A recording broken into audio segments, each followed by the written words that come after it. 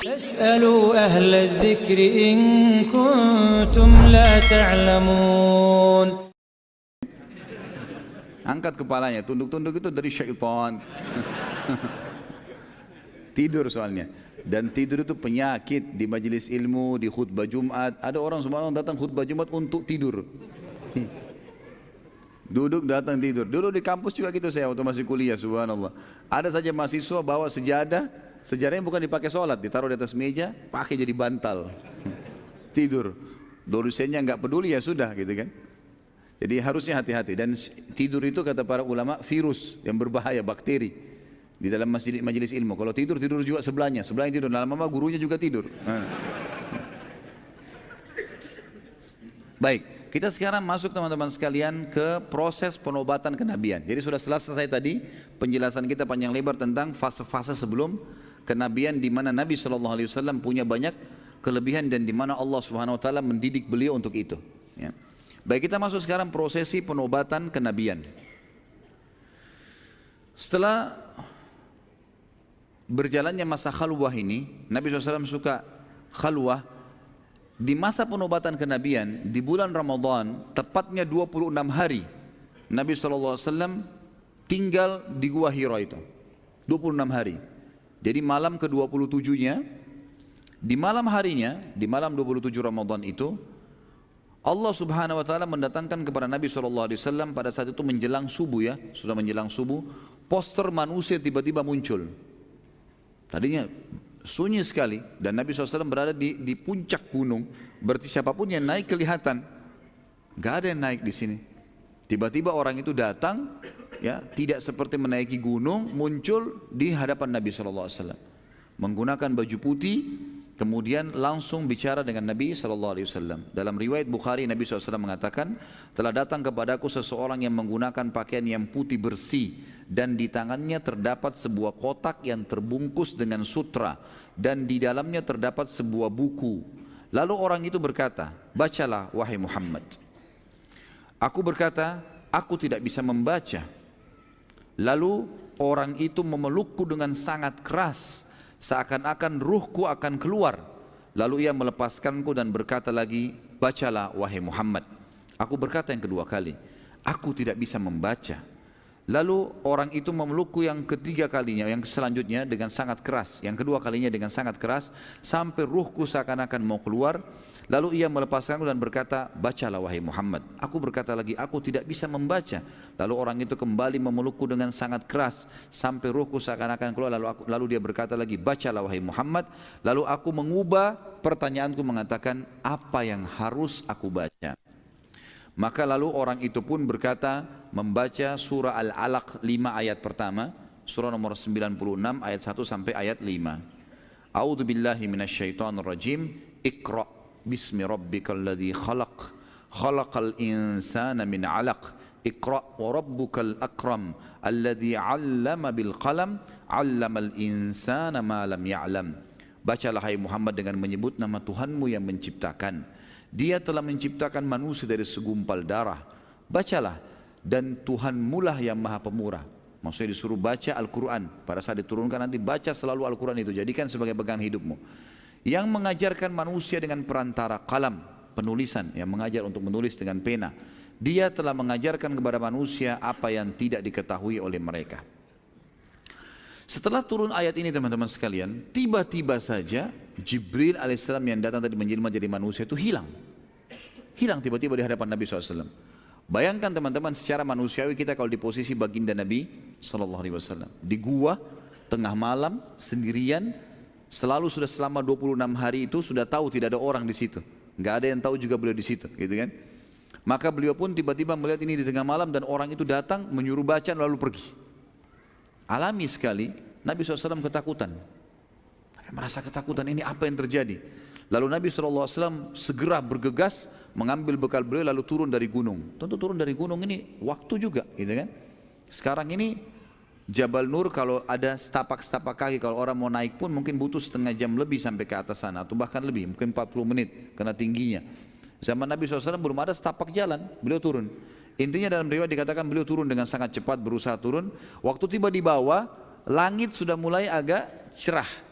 belum pagi sekali kayak kita sekarang, tapi sudah mulai kayak awal habis sholat subuh. Ya, kita kalau keluar sudah mulai ada cahaya.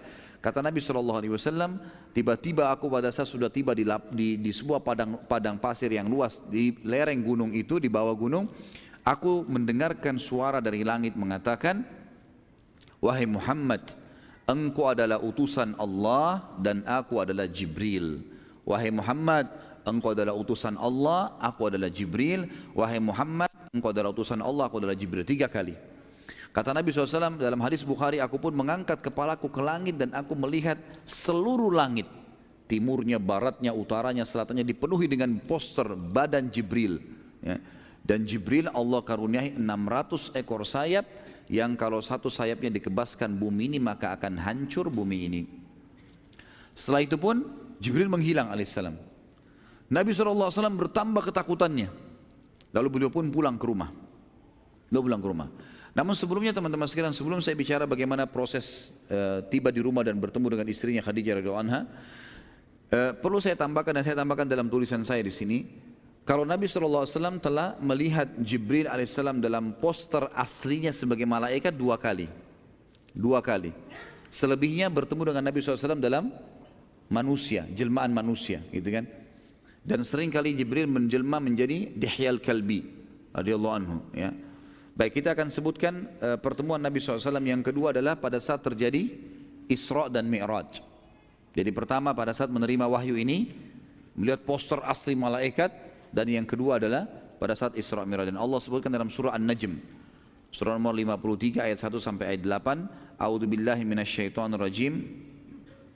Wan najmi idza hawa ma dhalla sahibukum wa ma ghawa wa ma yantiqu 'anil hawa in huwa illa wahyun yuha 'allamahu syadidul quwa dzu mirratin fastawa wa huwa bil ufuqil a'la thumma dana fatadalla fakana qaba qausaini aw adna fa'auha ila 'abdihi ma auha ma kadzabal fuadu ma ra'a afatumarunahu ala ma yara wa laqad ra'ahu nazlatan ukhra 'inda sidratil muntaha indaha jannatul ma'wa idh yaghsha sidrata yaghsha ma zaghal basar wa ma tagha laqad ra'a min ayati rabbihil kubra. Demi bintang ketika terbenam, maksudnya Allah yang mengatakan bintang yang terbenam yang tidak kelihatan kalau pagi itu adalah aku yang melakukannya.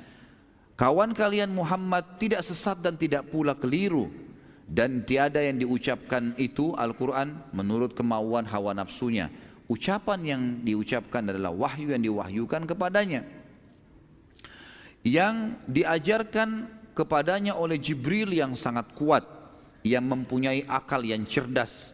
Dan Jibril itu menampakkan dirinya dengan rupa aslinya kepada Muhammad, sedang ia berada di ufuk yang tinggi tadi di langit itu.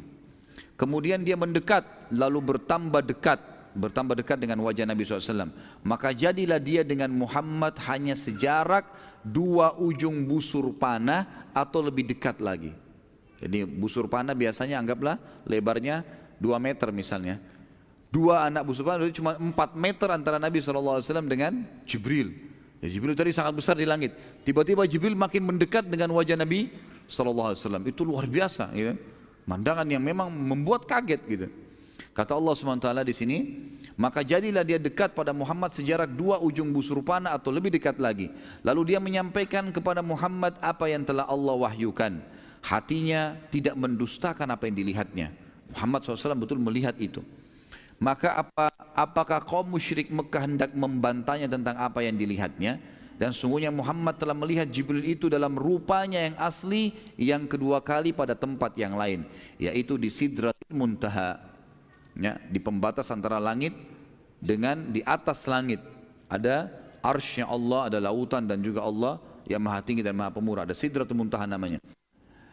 Di dekatnya ada surga yang tinggal, ada surga tempat tinggal. Ini dalil jelas mengatakan surga sudah ada dan surga ada di atas langit. Yang dikatakan Muhammad melihat Jibril ketika Sidratul Muntaha diliputi oleh sesuatu yang meliputinya. Penglihatan Muhammad tidak berpaling dari yang dilihatnya itu dan tidak pula melampauinya. Sesungguhnya dia telah melihat sebagian tanda-tanda kekuasaan Tuhannya yang paling besar. Nabi SAW teman-teman setelah itu pulang ke rumah dan betul-betul merasa ketakutan, bimbang, bingung, bercamuk semuanya, berkecamuk. Tengah malam melihat kejadian ini, kemudian sampai pagi. Tiba di rumah sudah mulai terang, matahari sudah mulai terang. Mengetuk pintu. Khadijah radhiyallahu anha begitu membuka pintu melihat suaminya ketakutan, gemetar. Dan ini saya pernah jelaskan dalam masalah rumah tangga teman-teman sekalian. Ada beberapa materi di YouTube masalah rumah tangga, manajemen rumah tangga Islami, bagaimana adab seorang istri pada suaminya. Di antaranya karena bertepatan masalah ini. Khadijah radhiyallahu anha sama sekali tidak curiga, tidak menghardik, tidak menyalahkan pada dalam kondisi suami pulang pagi-pagi dan kemudian gemetaran dan keringatan seperti ini. Kadang-kadang subhanallah cuma satu tetes noda di bajunya saja, dari mana nih? Sudah curiga, gitu kan. Keringat sedikit, kamu habis ngapain? Dan seterusnya. Ya orang jalan keringatan kan gitu. Tapi yang jelas Khadijah tidak bertanya, adabnya tidak bertanya, nggak ditanya apa-apa. Sampai suaminya yang bicara, Nabi SAW mengatakan, zammiluni, zammiluni, selimuti saya, saya kegigil, gitu kan. Khadijah nggak banyak tanya, masuk ke dalam, ngambil selimut, bungkus Nabi SAW, dirangkul dibawa ke dalam kamar. Duduk pun disediakan air minum, Khadijah nggak bertanya apa-apa. Ya. Diam, tunggu suaminya yang jelaskan. Setelah Nabi SAW tenang, baru Nabi SAW ceritakan, wahai Khadijah, saya melihat begini, begitu, diceritain semua panjang lebar. Sampai selesai semua dan saya tiba di sini. Inilah yang membuat saya keringatan. Ada yang datang di malam hari baju putih berbicara pada saya, memeluk saya, menyuruh saya membaca dan turunlah, dan ada 5 kalimat ini yang diucapkan, dibacakanlah surah Al-Alaq Nabi SAW kepada Khadijah. Kemudian saya turun dengan buru-buru dari bukit, saya melihat poster tubuh yang besar, wajahnya mendekat sampai 2 anak panah, 2 busur anak panah, dan mengucapkan kalau aku utusan Allah dan dia adalah Jibril. Aku tidak tahu siapa itu Jibril. Kemudian setelah itu Nabi SAW dengan bingung, ketakutan mengucapkan itu sampai selesai.